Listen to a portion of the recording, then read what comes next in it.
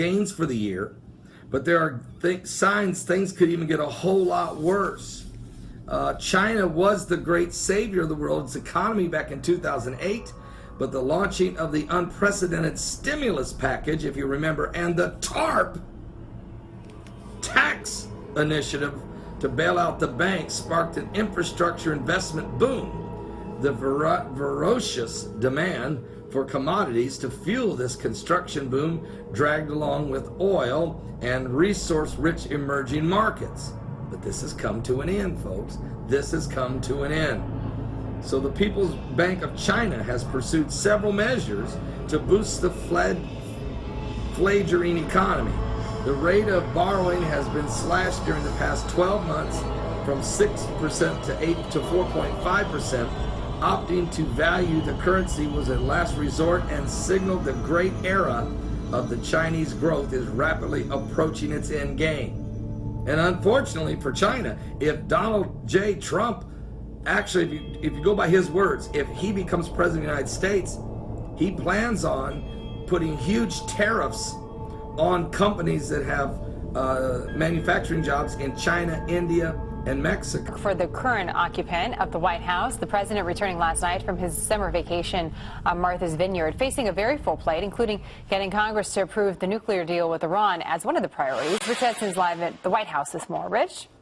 Good afternoon, Jenna. And that is first up for Congress, which, by the way, is still on vacation. When they return after Labor Day, they will consider whether to disapprove of that Iran deal. And today, President Obama got a very significant vote of support, that from the Senate Minority Leader, the top Democrat. Harry Reid says he is for this deal. He's basically going to urge his colleagues to vote for this deal, what is essentially voting for this deal, which is to deny the motion of disapproval on all this. This after there was a high defection in who many see as the next Democrat to take over the Senate, or the Senate Democrats, in Senator Chuck Schumer. But there are a number of other issues. Republicans and Democrats have been out over the Export-Import Bank. That is something that finances, essentially overseas companies and buying U.S. manufactured goods. That's a continued fight you're going to see the White House engage in. And, of course, on government spending. A number of issues to prevent the government from shutting down. If Congress and the White House don't get together on a budget, government is going to shut down on October 1st. They're at odds over defense spending. On domestic spending, which the White House wants to increase, Republicans calling for cuts to Planned Parenthood, and still these two sides at odds over budgeting. We can't cut our way to prosperity. We should be investing in things that help our economy grow today. I spoke to a woman who told me she's worried about many members of her family, especially her mom. It's going to affect a lot of families. I know me, so to speak, because my mom gets them. It's not that we don't have anything, it's just, easier when you have that. Checkers at other local grocery stores also told me they saw that worry on faces firsthand today. Some people had to put back their groceries. Checkers told me they had 3 or 4 full baskets of food to put back today because people had no other way to pay for it.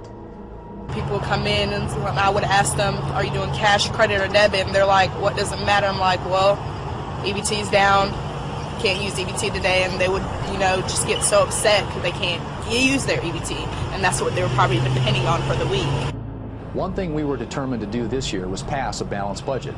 It's hard to believe, but the last time the House and Senate passed a joint balanced budget resolution, Facebook hadn't been created yet. And even more on the international front. Behind or beyond is what's going on in Iran, what's going on in the Middle East, China, its aggressiveness in the South China Sea, what's going on in North and South Korea. And 120 points so far as the market opens up.